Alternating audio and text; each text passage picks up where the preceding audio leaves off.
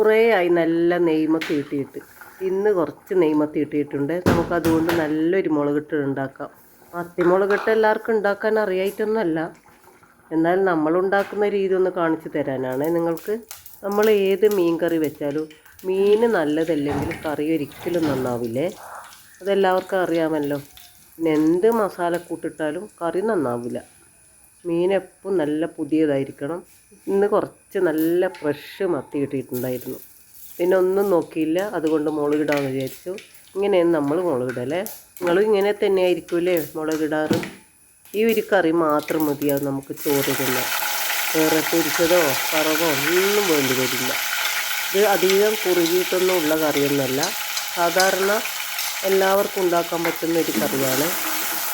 അങ്ങനെ നമ്മൾ ചട്ടി വെച്ച് വെളിച്ചെണ്ണയാണ് ഒഴിച്ചു കൊടുത്തത്.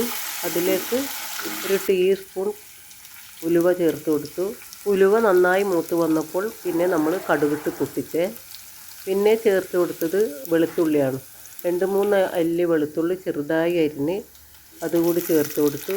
പിന്നെ ഒരു കഷ്ണം ഇഞ്ചി ഇല്ലെങ്കിൽ കുഴപ്പമൊന്നുമില്ല, വെളുത്തുള്ളി എന്തായാലും ചേർക്കണേ. പിന്നെ 2-3 പച്ചമുളക് നീളത്തിൽ അരിഞ്ഞിട്ട് കൊടുത്തു.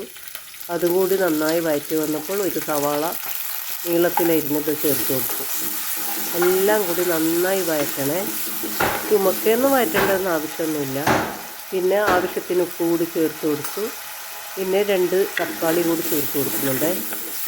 എല്ലാം കൂടി നന്നായി വഴറ്റി. ഇതൊക്കെ നന്നായി വഴറ്റി മിക്സിയിൽ അരച്ചിട്ടും നമുക്കിങ്ങനെ കറി ഉണ്ടാക്കാൻ പറ്റും. മസാല കാണാത്ത വിധത്തിലുള്ള ഒരു കറിയായിരിക്കും. അങ്ങനെ ഉണ്ടാക്കിയാൽ നല്ല ടേസ്റ്റ് ഉണ്ടാവുമേ. നമ്മൾ പിന്നെ അങ്ങനെയൊന്നും ഇന്ന് ഉണ്ടാക്കാൻ നിന്നിട്ടൊന്നുമില്ല. ഉള്ളിയും പച്ചമുളകും വെളുത്തുള്ളി എല്ലാം വഴറ്റിയ ശേഷം നമ്മളതിലേക്ക് കുറച്ച് കറിവേപ്പില കൂടി ചേർത്ത് കൊടുത്തിട്ടുണ്ട്. നിങ്ങൾ എൻ്റെ ചാനൽ ആദ്യമായിട്ടാണ് കാണുന്നതെങ്കിൽ ഒന്ന് സബ്സ്ക്രൈബ് ചെയ്ത് സപ്പോർട്ട് ചെയ്യണേ. കൂടെ ബെല്ലൈക്കണും കൂടി അമർത്തി വെക്കണേ. അങ്ങനെ തക്കാളി കൂടി ചേർത്ത് കൊടുത്ത് നന്നായി വഴറ്റി നല്ലവണ്ണം മൂക്കുന്നത് വരെ വഴറ്റിയെടുക്കണേ. പിന്നെ ഒന്ന് ചട്ടി മൂടി വെച്ച് മസാല കൂട്ടെല്ലാം ഒന്ന് നല്ലവണ്ണം വെന്ത് വരട്ടെ. ഇതാ എല്ലാം ഇങ്ങനെ നല്ലവണ്ണം വെന്ത് വന്നിട്ടുണ്ട്. നമുക്ക് പിന്നെ അതിലേക്ക് പൊടികൾ ചേർത്ത് കൊടുക്കാം.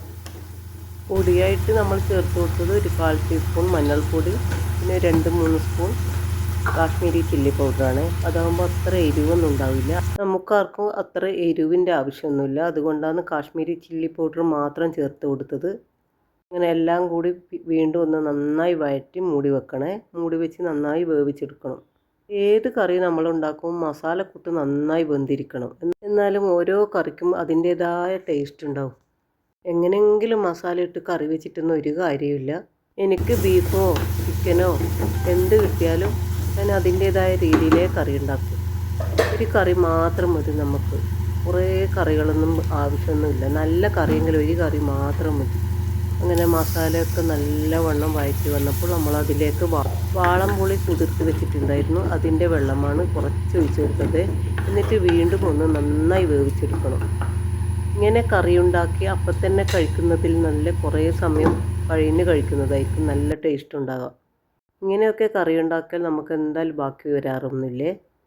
അങ്ങനെ നമ്മളെ കറിയും പുളിവെള്ളവും എല്ലാം നന്നായി തിളച്ച് വരുന്നുണ്ട്. വീണ്ടും നമ്മൾ ബാക്കിയുള്ള പുളിവെള്ളം കൂടി ചേർത്ത് കൊടുത്തേ. എന്തായാലും മീനിന് അതിൻ്റേതായ വേവൊക്കെ ഉണ്ടല്ലോ. ഈ വെള്ളത്തിൽ തന്നെ നന്നായി വെന്തിരിക്കണം. ആ പുളിവെള്ളം കൂടി ചേർത്തതിന് ശേഷമാണ് മത്തി ചേർത്ത് കൊടുത്തത്. പിന്നെ ഒന്ന് നന്നായി കുറുകി വരണം. നല്ലവണ്ണം കുറുക്കിയെടുക്കുന്നതൊന്നുമില്ലേ. പിന്നെ നമ്മളതിലേക്ക് കുറച്ച് മല്ലിയില കൂടി ചേർത്ത് കൊടുക്കുന്നുണ്ട്. ആദ്യം വഴറ്റുമ്പോൾ കറിവേപ്പിലാണ് ചേർത്തത്. പിന്നെ വെന്ത് കഴിഞ്ഞാൽ മല്ലിയില നിങ്ങളുടെ കയ്യിലുണ്ടെങ്കിൽ എന്തായാലും ചേർത്ത് കൊടുക്കണേ. അതാണ് ഈ കറിൻ്റെ ടേസ്റ്റ്.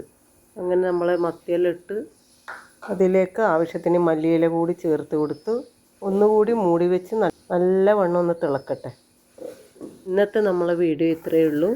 നാളെ മറ്റൊരു നല്ലൊരു റെസിപ്പിയുമായി വീണ്ടും വരുന്നത് വരെ തൽക്കാലം പോന്നു. Tata, bye bye.